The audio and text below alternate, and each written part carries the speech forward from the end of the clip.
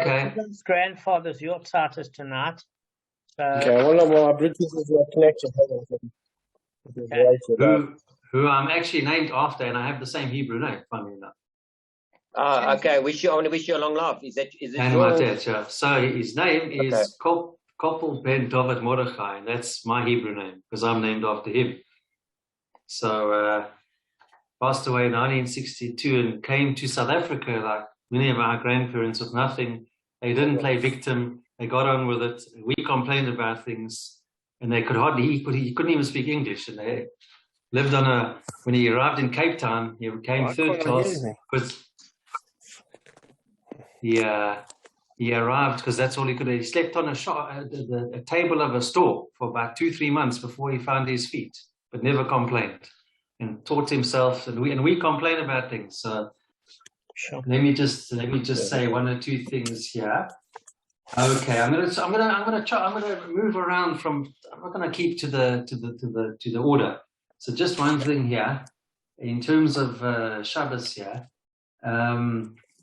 it says here, even a financially dependent person must extend himself to buy food in honor of Shabbos.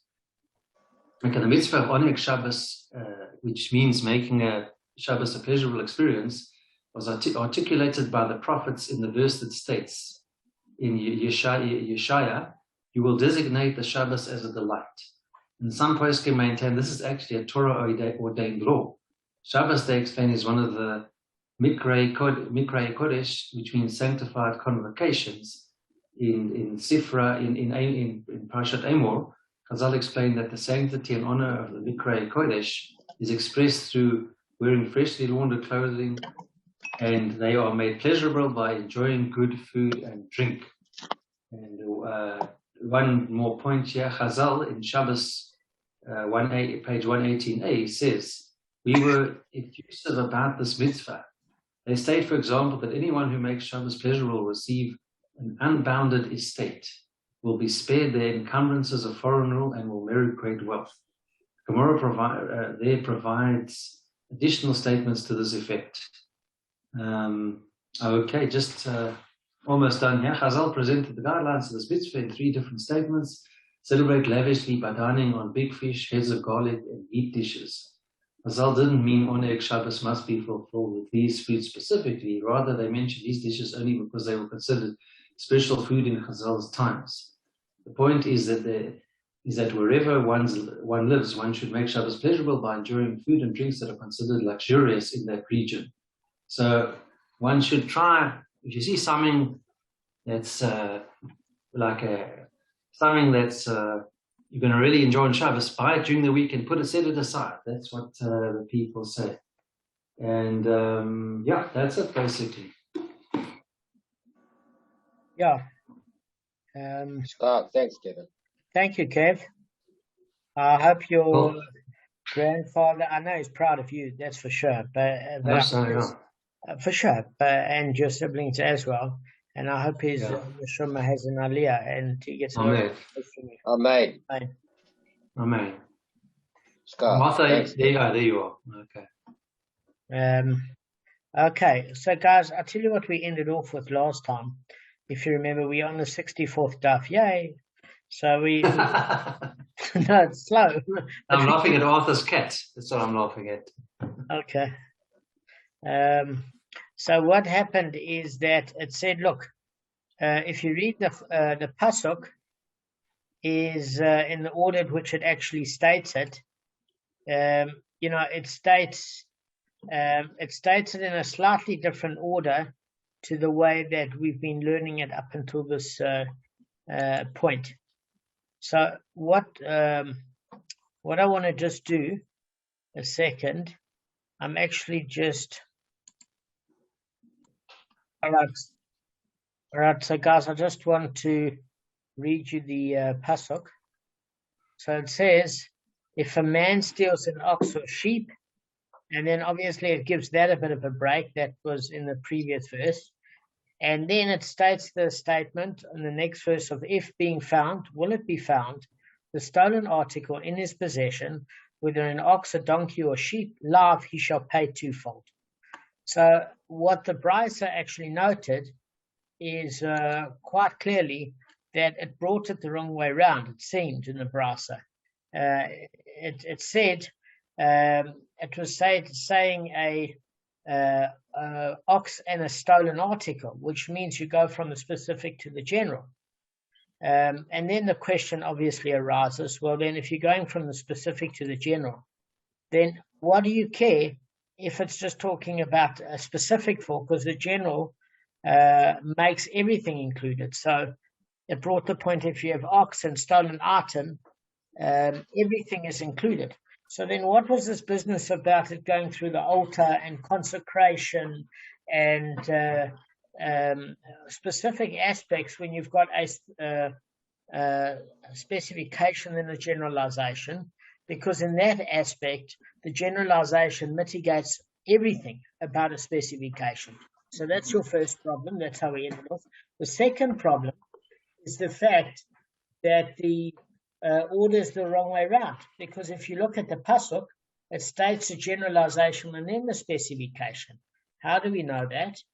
Because if you saw how it ended off, quite simply, it said, if being found, will it be found, the stolen article in his possession, whether an ox, a donkey, or sheep live, he shall pay twofold. So you have a stolen article, then you got the word ox mentioned. Now, when you mention a general principle, and then you only hone in on one thing, it means you specifically only honing in on one thing. So the Gemara notes that the Brice's order is different to the Chumash, which is a bit of a problem. So what it says is as follows, is the Gemara analyzes this Brice of Chizkiah's academy. The master said in the Brice, let the Torah state only ox and stolen article and everything would be included. But isn't stolen article what is written?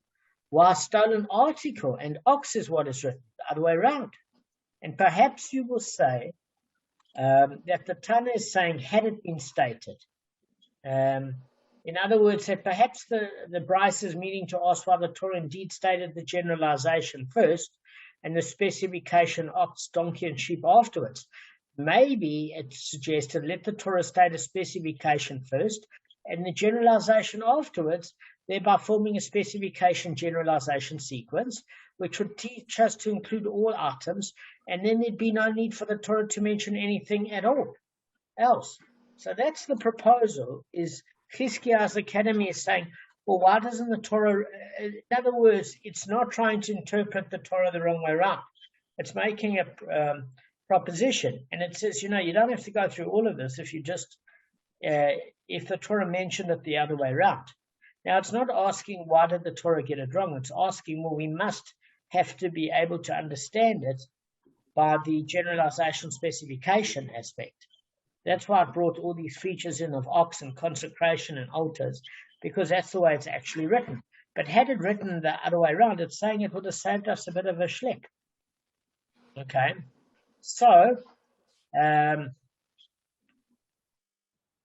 you could say then that the Brice's answer, that had it been written that way, in other words, just as the specification is specifically an animal that can be offered on the altar, so to any animal that can be offered on the altar is included, to the exclusion of all the other animals, because we say in the question reasserts itself.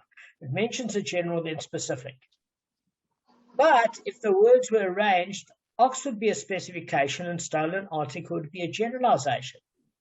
And then when you have a specification generalization, the Gemara says, the generalization serves to expand the specification indiscriminately, Gavin, because I also learned something, and everything would be included. Okay? So, accordingly, the Brice's answer would have limited the twofold payment to offer it an altar. It wouldn't make any sense that way. If you could just generalize, you wouldn't even have to go through any of that. That's what it's saying. So we can see from the Brice's response that it didn't mean that the Torah should state ox first and stolen article second. Because, it's obvious that the Torah is doing it for a reason. It just proposed it would have been easier had it been done so. So will you say rather that they are saying in the Brice, let the Torah state only the words ox and stolen article according to the sequence that is indeed written? stolen article first and ox second, but you could then say in the brisa, and everything would be included. So that takes a bit of a question, because how can the brisa state that the Torah wrote in stolen article first and ox second, everything would be included? That's the question that the Gemara proposes. Or just as the specification is specifically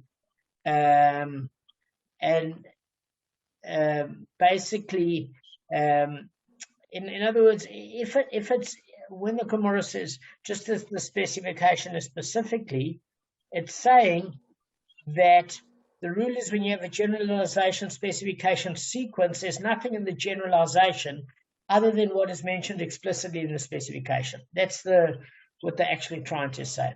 So that would mean that ox, yes, is subject to the twofold payment, but not anything else would be subject. In other words, if that's how it ended off on the specific, nothing else would be subject to it. So that apparently the Tana couldn't mention stolen article and then ox either. Why, guys? There's two reasons why it couldn't do it. Tell me why. Well, stolen article is a massive generalization. You don't even need ox there. Really. Yes, that's exactly the point. In other words, Gavin's hit the nail right on the head. Why bother mentioning the general if you're just going to go to the specific? Then just mention the specific. That's exactly the point. That's the first problem. That's excellent, Gavin. That's excellent. That's perfectly fair. Why mention generalization at all? Okay. I wanted to say something similar to what Gavin said. Can I just add something? Of course. So if it's got a specification, in that specification specific things like stolen items, what they're probably saying, I think I'm not saying exactly how Gavin said it. If it's stolen items, then oxen are included among that. Even though it's a specific thing, the generalization covers everything.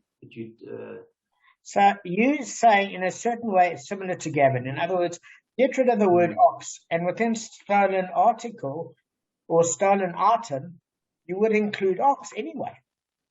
Yeah.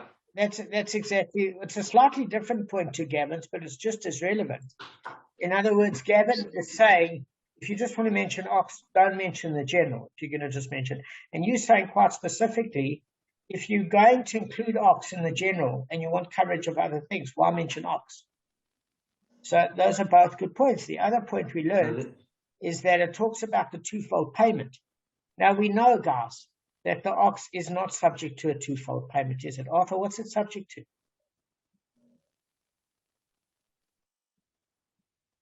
Yes, a fivefold payment. That's exactly it. That's exactly it. Yeah, I get the five. It's a fivefold payment. That's correct. Arthur's right. So when you say twofold payment, that's another problem with the Gemara. It's not a twofold payment.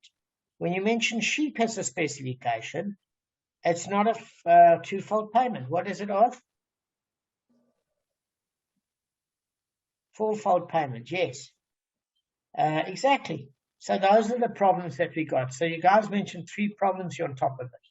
So the Gemara needs an answer. So Rava said, the Tana is taking the expression stolen article and linking it to the word live. Okay, he's not actually taking the word ox. Does that make sense? So in other words, if you take the word, for example, stolen article ox and then live, you go back to what principle? You go back to the principle, as Rava said, the Tana is taking the expression stolen article and linking it to the word live. And is saying that the ox and stolen article, together with the concluding live, would form a generalization, specification, generalization sequence that would teach us to include everything that is movable and has intrinsic value similar to the specification ox. Because the first generalization is the word stolen article. Fine. Then the specification is the word ox. Then the generalization is the word live. Now, when you've got that sequence, the word live as a general expands upon the specific by 1 degree. Okay, so just as an ox is live, and you mention the word live, there's certain things that would be included, because if you just read the word live, you would think that only living things are covered. But when you mention live and ox, you're both saying the same thing, something that's living and live. You're duplicating it. It's unnecessary to duplicate the word ox and live. Does that make sense? So then what you're doing is you're using the generalization of a stolen article to include inanimate objects or non-living things, ox and live to indicate what? Movable things, as opposed to fixed property. So there we learn that anything that has intrinsic value, like an animal or an article, is paid for, as well as something that is movable.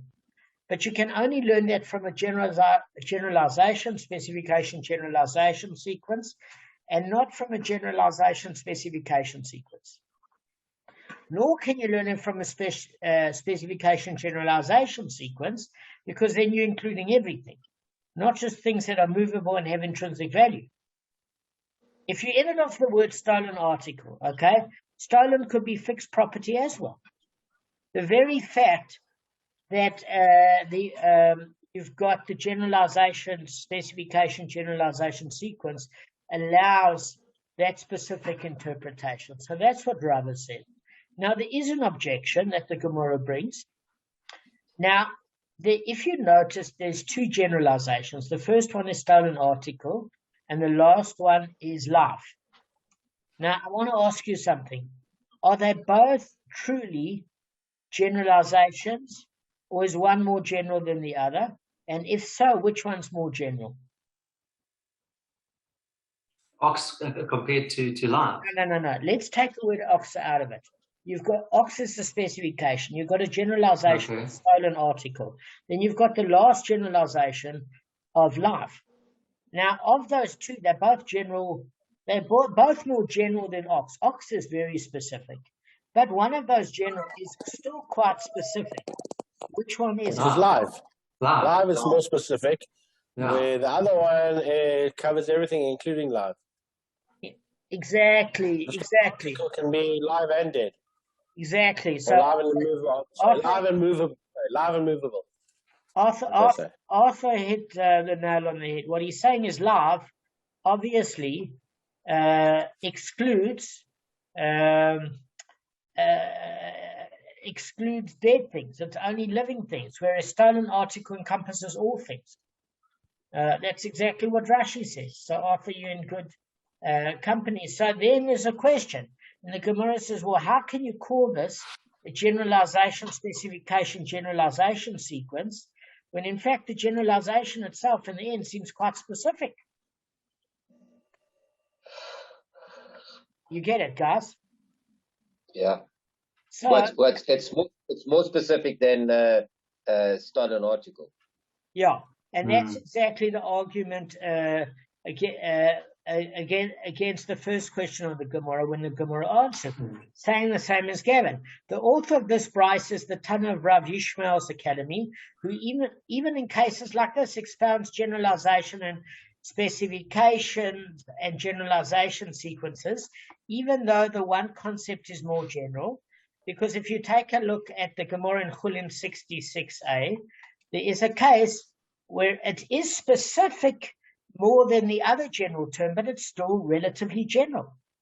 In other words, you can get specific that only applies to one minor category, and specific that would say,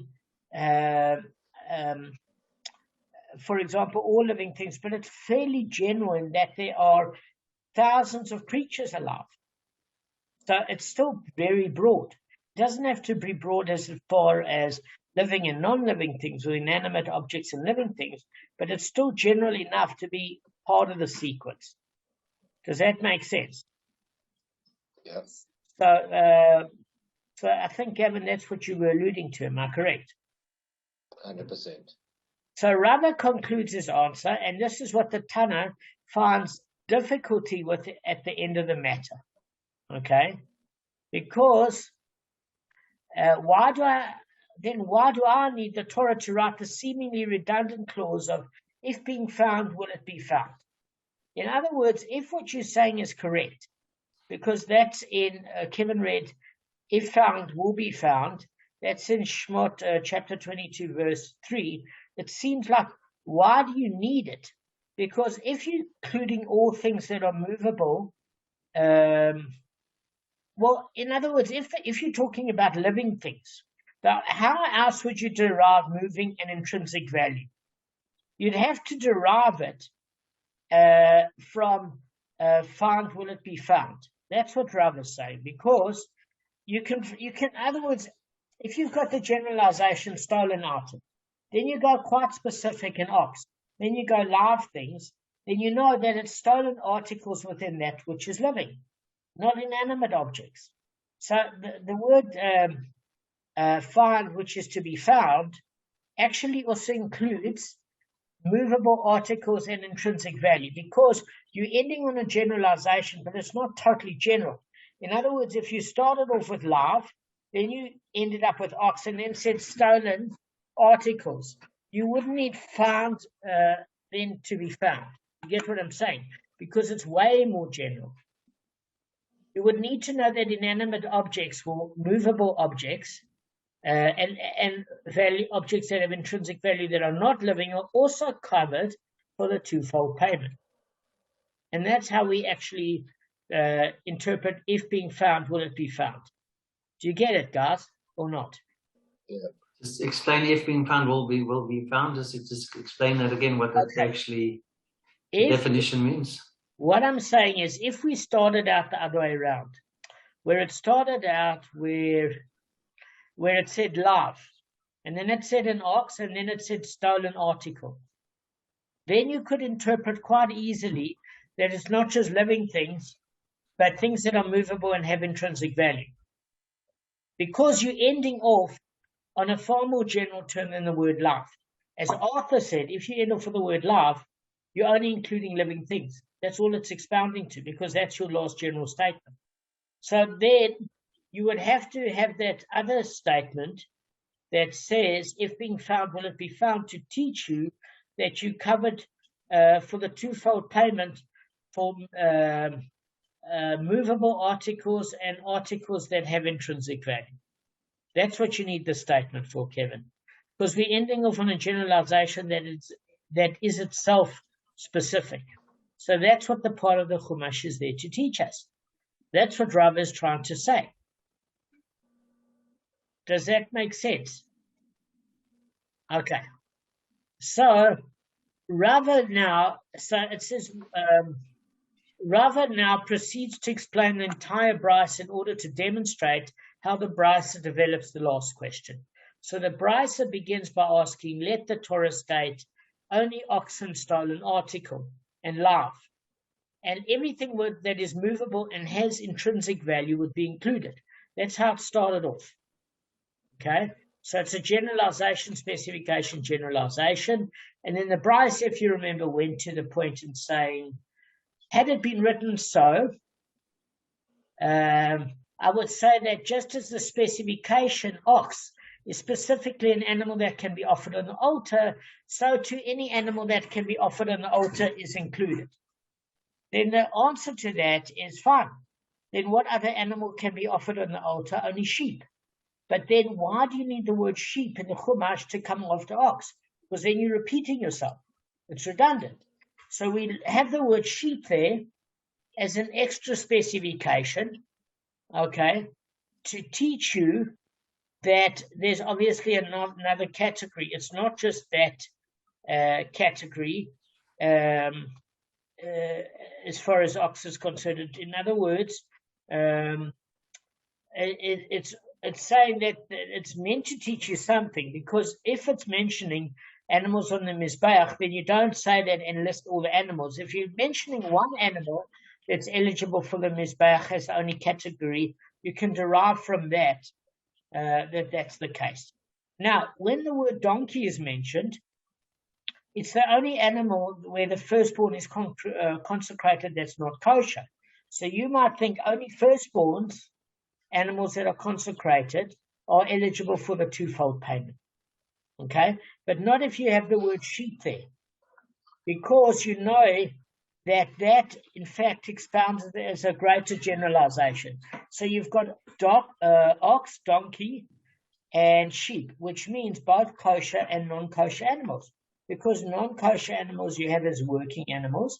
If somebody steals that, then you're entitled to get compensation of the penalty as far as that's concerned. Now, it goes, so fine, if you're including all things that are live, you know, then why do I mention the word live? Because if I mention live, isn't ox, sheep, and donkey alive? Why would I mention live? It's also a redundant phrase. So, and as well the expression stolen article, because accordingly, how do I account for the generalization stolen article in live? It must be that they meant to expand the application of the law to include all things that are movable and have intrinsic value. Okay, so accordingly, I ask, let the Torah state only ox, sheep, and stolen article, and live, and everything that is movable and has intrinsic value would be included. In other words, everything that we want would be included. Why must the Torah mention other specification in the clause? If being found, will it be found? So the answers to that is, had it been written so, I would say that just as the specification ox and sheep is specifically an animal that is subject to the consecration of its firstborn, so too any animal that is subject to the consecration of its firstborn is included. The Brisa asks, what, guys, one of you has got noise in the background. I don't know, Kev, if it's you or Gab. Is it Arthur? Sorry. Okay. So. It can't be me because I'm on mute. Yeah, he's on mute. Yeah. So the generalization specification generalization would include only a donkey, and then that would be to give you an idea that it was consecrated. But then you would how do you account for the generalization stolen article in live? It must be that they meant to expand the application of the law to include all things that are movable and have intrinsic value. And I asked, let the Torah state only ox, sheep, donkey, and stolen article in live, and everything that is movable and intrinsic value would be included. What's the redundant clause? If being found, will be found, need to teach this law. And it had it been written so, I would say, just as the specification ox, donkey, and sheep is specifically living things, so too all living things are included. So the Brisa asks, what would this generalization specification generalization have you include only other living things? But when the Torah states live as the generalization, you have living things stated explicitly. In other words, it's a repetition of the word, which is similar to specification. So how do I account for the generalization stolen article in live? It must be that the combination includes all things that are movable and have intrinsic value. So the question remains, why do I need the phrase, if being found, will it be found, to teach us this law?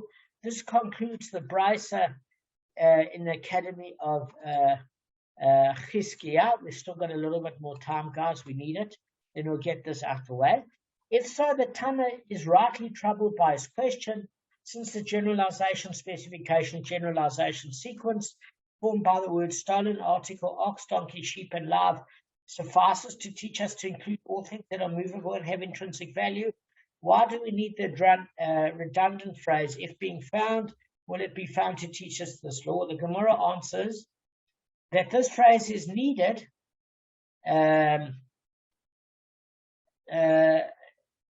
for the following reason, is that from the last generalization itself is written live, and it encompasses only living things.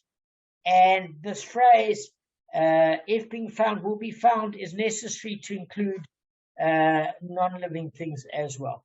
Okay, so let's just see how long we've got, guys. Okay, we've got a bit of time. Would you mind if I get this done so we can get to the more interesting part? I can cut it short now, but it's either waiting for you tomorrow or do it now. We've got 5 minutes and 42 seconds left. Do it now. All right, Yeah, let's yeah. get it done. Get over. Yeah. Trust me, let's get it over.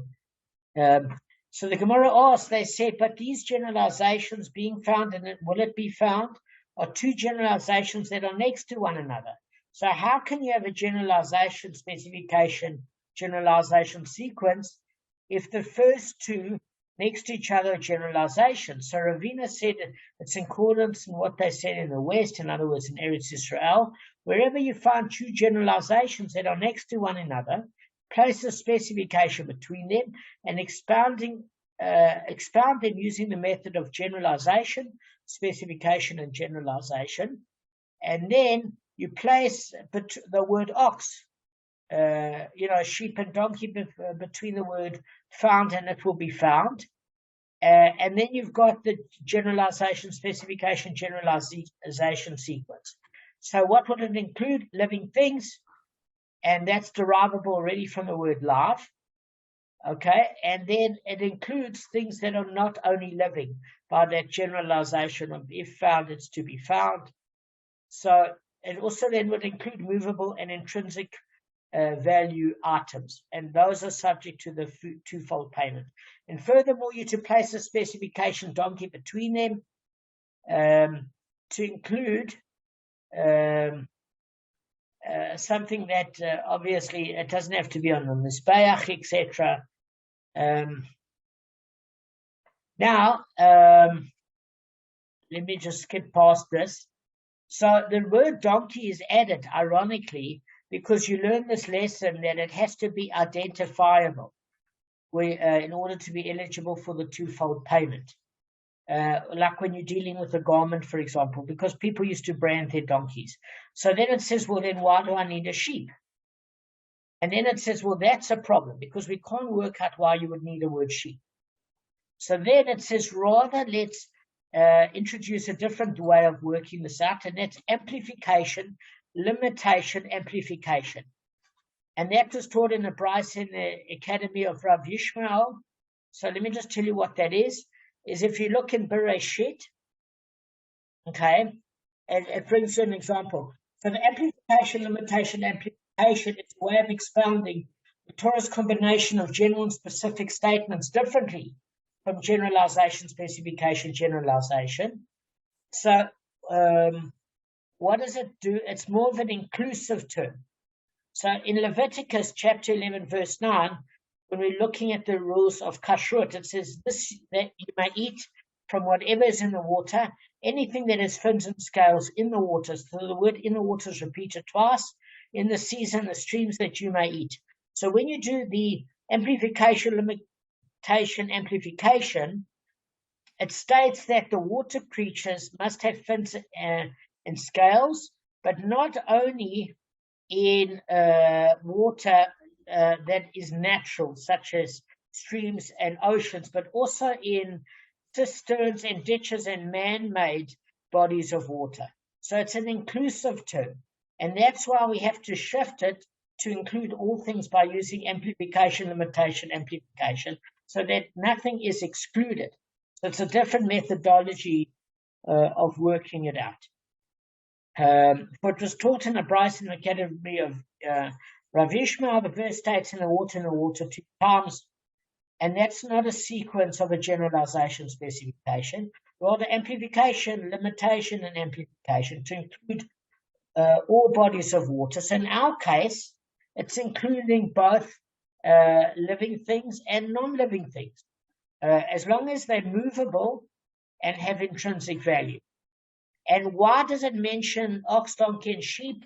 One comes to exclude land, one comes to exclude slaves, and one comes to exclude legal documents.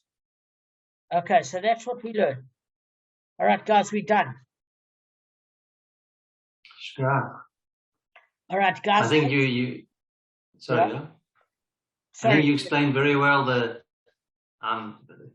difference between what the generalization is and the specification is amplification and what's the other one? Limitation, amplification.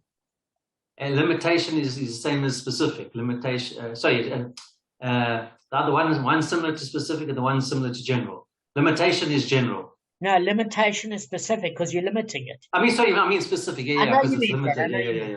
that. I know. Why did it The say that? amplification- I saw that. Why did it bring that up? All of a Because sudden, out of the blue. Yeah, yeah. because it doesn't work if you add the word sheep. We're trying to see how that fits in and it doesn't. So we need to use a different principle to expound because we don't learn another lesson from it. So we're saying we're not learning lessons, we're learning what to exclude. And that's land, slaves, and proprietary documents and legal documents. So that's what it's saying. It's saying anything that's living or dead is subject to the twofold payment.